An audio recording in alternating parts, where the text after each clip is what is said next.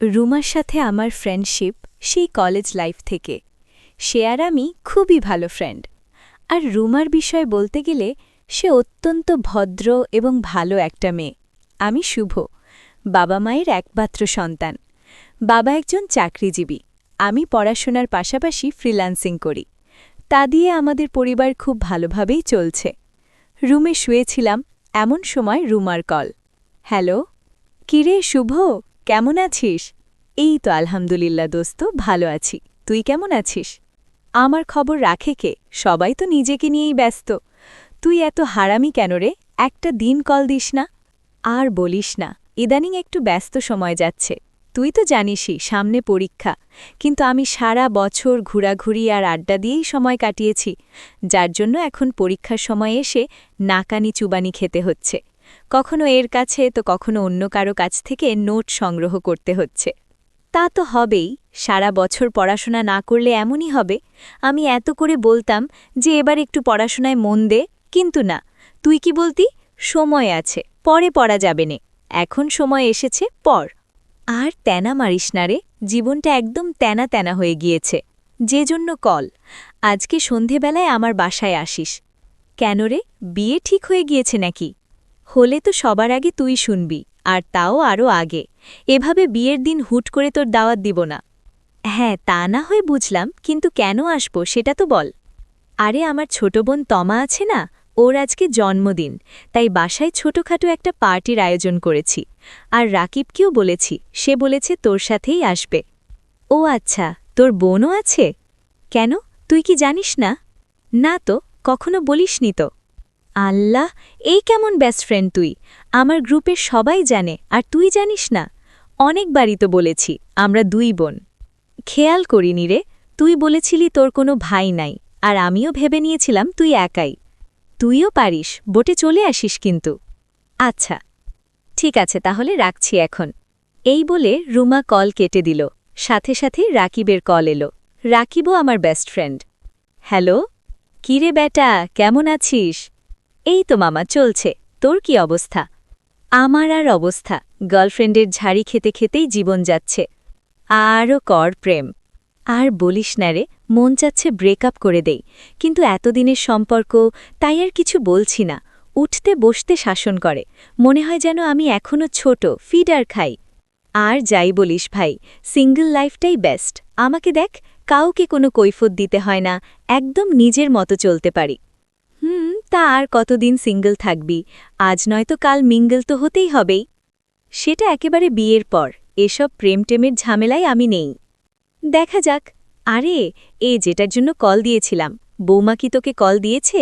আমাকে দিয়েছিল, বলেছে আজকে নাকি তার বোনের জন্মদিন, তাই বাসায় যেতে। হ্যাঁ, এইমাত্র কথা হলো, আমাকেও বলল যেতে। তা কি করবি, ঠিক করলি? যেতে তো হবেই, নয়তো আবার রাগ করবে। কিন্তু খালি হাতে তো যাওয়া যায় না। হ্যাঁ, তাও ঠিক। কি নেওয়া যায় বলতো? আমাকে কেন জিজ্ঞেস করছিস? আমি কি করে জানব? তুই না জানলে কে জানবে শুনি? আমি কি কখনো কোনো মেয়ের কিছু কিনেছি? তোর তো গার্লফ্রেন্ড আছে, তাই ভালো ধারণা আছে গিফট সম্পর্কে। আচ্ছা, আগে বের হ, তারপর একসাথে দুজনে মার্কেটে গিয়ে কিছু একটা কিনে নিব, কি বলিস? ওকে, তাহলে তাই হবে। বাসা থেকে একটু আগে আগে বের হয়ে গেলাম, যেহেতু গিফট কিনব সেহেতু সময় লাগবে। আমি বাইক নিয়ে রাকিবের বাসায় এসে ওকে নিয়ে চলে গেলাম মার্কেটে। তারপর তারপর দুজনে দুটি গিফট কিনে রওনা দিলাম রুমার বাসার উদ্দেশ্যে। কলিং বেল দিতেই রুমা এসে দরজা খুলে দিল। এতক্ষণে আসার সময় হয়েছে তোদের? আরে রাস্তায় প্রচুর জ্যাম রে, এই নে ধর, বলে আমি আর রাকিব গিফটের প্যাকেটটা রুমার দিকে এগিয়ে দিলাম। হ্যাঁ, বলো কি? তোর বোনের জন্য গিফট। বেশি কিছু আনতে পারিনি, আসলে এর আগে কখনো কোনো মেয়ের জন্য কিছু কিনিনি, তাই বুঝতে পারছিলাম না কি কিনব। তোদেরকে কে বলেছে এসব আনতে? আরে ছোট মানুষ, গিফট পেলে খুশি হবে, এখন বেশি কথা না বলে নে তো। তোদেরকে নিয়ে আমি আর পারলাম না, এগুলো রাখ, যার জন্য এনেছিস তাকেই দিস। আয় ভেতরে আস, ওইদিকে সোফায় বস। আমি আর রাকিব ভেতরে ঢুকলাম। ড্রয়িং রুমটা বেশ কিছু সাজানো, নানা রকমের বেলুন এবং ফেয়ারি লাইট দিয়ে। তোরা বস, আমি একটু আসছি। এই বলে রুমা অন্যদিকে চলে গেল। আমি আর রাকিব সোফায় বসলাম, রাকিব মোবাইল নিয়ে ব্যস্ত হয়ে গেল। আমি চারপাশে তাকাচ্ছিলাম, তখনই দেখলাম ভেতর থেকে একটা মেয়ে আসছে। পরনে হালকা গোলাপি রঙের সালোয়ার, লম্বা চুল খোলা, মুখে হালকা মেকআপ, তবে দেখতে খুবই সিম্পল আর সুন্দর লাগছিল। রুমা হেসে বলল, এই হচ্ছে আমার ছোট বোন তমা, আজকে যার জন্মদিন। তমা হেসে সবার দিকে তাকালো। আমার দিকে চোখ পড়তেই যেন বুকের ভেতর হালকা ধাক্কা খেলাম। এটাই তাহলে রুমার বোন? আমি তো ভেবেছিলাম অনেক ছোট হবে হয়তো, কিন্তু দেখছি সে যথেষ্ট বড়। আমি উঠে দাঁড়িয়ে গিফটের প্যাকেটটা ওর দিকে এগিয়ে দিয়ে বললাম, হ্যাপি বার্থডে তমা। তমা বিনয়ের সাথে বলল, থ্যাংক ইউ। ওর হাসিটা এতটাই মিষ্টি ছিল যে মনে হচ্ছিল চোখ ফেলানো যাচ্ছে না। আমি সাধারণত কারো দিকে বেশি তাকাই না, কিন্তু ওকে দেখে অজান্তেই ক্রাশ খেয়ে গেলাম। রুমা সবাইকে কেক কাটার জন্য ডাকল। তমা কেক কাটল, সবাই হাততালি দিল। রাকিবও মজা করে ওকে মুখে কেক তুলে দিল আর রুমার গালেও একটু লাগিয়ে দিল। এই নিয়ে তো দুটোর মধ্যে সেই ঝগড়া হলো। আমি একটু সংকোচ নিয়ে ছোট্ট একটা টুকরো তমাকে খাওয়ালাম। তারপর গান বাজানো হলো, ছোটরা নাচতে শুরু করল। আমি শুধু চুপচাপ তমাকে দেখছিলাম।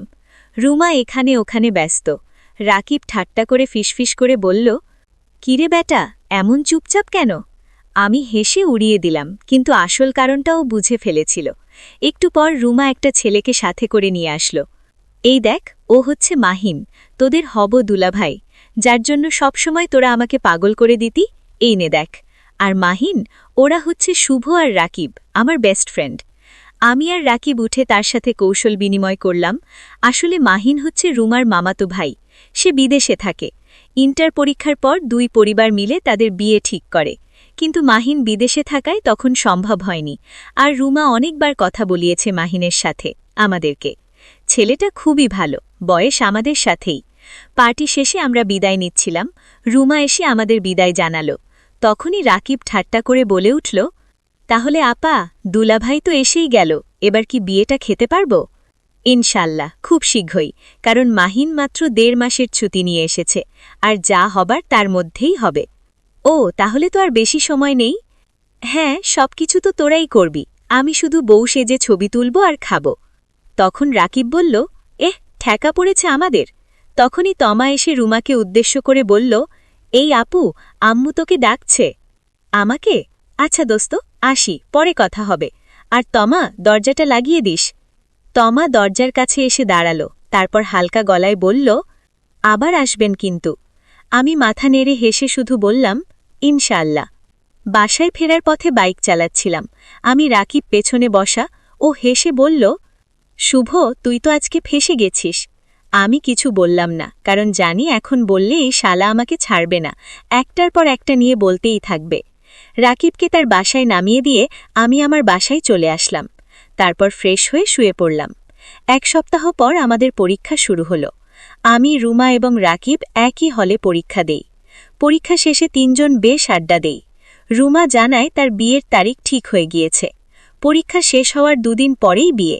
আরও আগেই হতো, কিন্তু মাঝখানে এই পরীক্ষার জন্য পেছানো হয়েছে। তবে আর পেছনো সম্ভব নয়, কারণ মাহিনের বিদেশে চলে যাওয়ার সময় এসে গিয়েছে। অতঃপর কেটে গেল ১৫ দিন। আমাদের পরীক্ষা শেষ, আর রুমার বিয়ের সময় এসে গেছে। গায়ে হলুদের দিন বিকেলের দিকে আমি আর রাকিব গেলাম রুমাদের বাসায়। বাসায় ঢুকতেই দেখি মেহমানরা বেশ ভিড় জমিয়েছে। কাঁচা হলুদ, মেহেদি আর হাসি আনন্দের গন্ধ যেন চারিদিকে ছড়িয়ে আছে। রুমাও রঙিন হলুদের শাড়ি পরে বসে আছে। আমরা ঢুকতেই রুমা এসে বলল, তোরা সবসময় এত দেরি করে আসিস কেন? আরে, ট্রাফিকের দোষ সব, আমরা রাস্তায় ঘণ্টাখানিক আটকেছিলাম। হঠাৎ দেখি তমা ভেতর থেকে এলো, হাতে মেহেদি আঁকা, মুখে ছোট্ট এক চিলতে হাসি। চোখে চোখ পড়তেই যেন আমার মনটা আবার থমকে গেল। গায়ে হলুদের অনুষ্ঠান জমে উঠল। সবাই পালা করে রুমার গায়ে হলুদ দিল, আমি আর রাকিবও দিলাম। তারপর সবাই বেশ নাচানাচি করছে। আমি আর রাকিব চেয়ারে বসে আছি আর চোখে বারবার তমার দিকে তাকাচ্ছি। তমাও তাই করছে। দুজনের চোখাচোখি হতেই একটু মুচকি হাসি দিতে লাগলাম। এভাবেই কেটে গেল হলুদের অনুষ্ঠান। এরপর এলো বিয়ের দিন। মঞ্চে বসে আছে রুমা আর মাহিন। দুজনকেই রাজকন্যা রাজপুত্রের মতো লাগছিল। আত্মীয় স্বজন সবাই ব্যস্ত। আমি আর রাকিব ইঁদুর বিড়ালের মতো এখানে ওখানে ছোটাছুটি করছি। অতিথিদের বসানো, খাবারের টেবিলে ব্যবস্থা করা, সব করতে লাগছে। এত ভিড়ের মধ্যে হঠাৎই আমার চোখ আটকে গেল স্টেজের দিকে। নীল রঙের সিল্কি শাড়ি পরে তমা ধীরে ধীরে স্টেজে উঠল, চুলগুলো খোলা আর চোখে মুখে এক অদ্ভুত আভা। আমার বুকটা যেন হঠাৎ করেই ধপ করে উঠল। মুহূর্তের জন্য চারপাশের সবকিছু থেমে গেল। আমি অবাক হয়ে তাকিয়ে আছি। তমা আমার দিকে তাকিয়ে হালকা মুচকি হাসল। সে হাসি যেন আমাকে একেবারে অসহায় করে দিল। ঠিক তখনই রাকিব এসে কানে ফিসফিস করে বলল, কিরে, মেয়েটার দিকে যেভাবে তাকিয়ে আছিস মনে হচ্ছে চোখ দিয়েই গিলে ছাবি। আমি চমকে উঠে বললাম, চুপ কর শালা, ফালতু বকিস না। আহা, চোখের ভাষা সব বলে দেয় দোস্ত। আমি বাজি ধরছি তুই আর সিঙ্গল থাকবি না বেশি দিন। আমি জবাব না দিয়ে অন্যদিকে চলে গেলাম। তমা এখন তার আপুর সাথে ছবি তুলছে। অনুষ্ঠান শেষে শুরু হলো কনে বিদায়। চারপাশে কান্নার সুর। রুমা চোখ ভিজিয়ে একে একে সবার সাথে বিদায় নিচ্ছে। রুমা বোনকে জড়িয়ে ধরে কান্নায় ভেঙে পড়ল। ওর চোখের পানি দেখে আমার বুক কেমন হালকা ভারী হয়ে গেল।